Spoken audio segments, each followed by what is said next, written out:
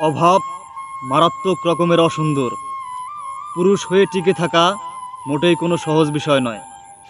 একটা ছেলে যখন বেকার থাকে, টাকা নেই, সম্পদ নেই, তখন সে শুধু অর্থনৈতিক সংকটে ভোগে না, সে ধীরে ধীরে সমাজের চোখে অদৃশ্য হয়ে যায়।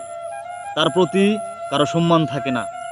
পরিবারের লোকেরা তার উপস্থিতি মেনে নেয় অভ্যাসবশত, আর বাইরের দুনিয়া তাকে নিয়ে হাসাহাসি করে। তার দিনগুলো কাটে অপমান আর অপারগতায়। সকালে ঘুম থেকে উঠে মনে হয় আরেকটা দিন চলে গেল, কিন্তু কিছুই বদলালো না।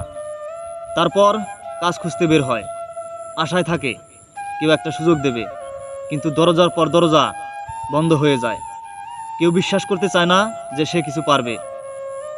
তোমার অভিজ্ঞতা নেই, আমাদের লোক লাগবে না, তুমি কেমন যেন, এই কথাগুলো প্রতিদিন তার আত্মবিশ্বাস ধ্বংস করে দেয়। বাড়িতে ফিরে দেখে মা মুখ নিচু করে চুপচাপ বসে আছে। বাবা হয়তো মুখ ঘুরিয়ে নেন। ছোট ভাই বোনের চোখেও এক ধরনের প্রশ্ন, তুমি আসলে করছোটা কি? যাকে সে ভালোবাসে সেও ধীরে ধীরে দূরে সরে যায়। সম্পর্ক টিকিয়ে রাখতে হলে তো কিছু দিতে হয়, কিছু প্রমাণ করতে হয়। সমাজ শোনায় প্রেম শুধু টাকা চেনে, দায়িত্ব চেনে, বেকারের কোনো অনুভূতি থাকতে নেই। বন্ধুরা মজা করে, আত্মীয়রা খোঁটা দেয়, প্রতিবেশীরা আড়ালে হাসাহাসি করে। সময়ের সঙ্গে সঙ্গে সে নিজেকেই ঘৃণা করতে শুরু করে। এক সময় কোনো স্বপ্নই আর সে দেখে না, কারণ সে জানে স্বপ্ন শুধু টাকাওয়ালা মানুষদের জন্য। অভাবের এই যুদ্ধে সবাই বেঁচে থাকতে পারে না। কেউ কেউ টিকে থাকে, কিন্তু কজন?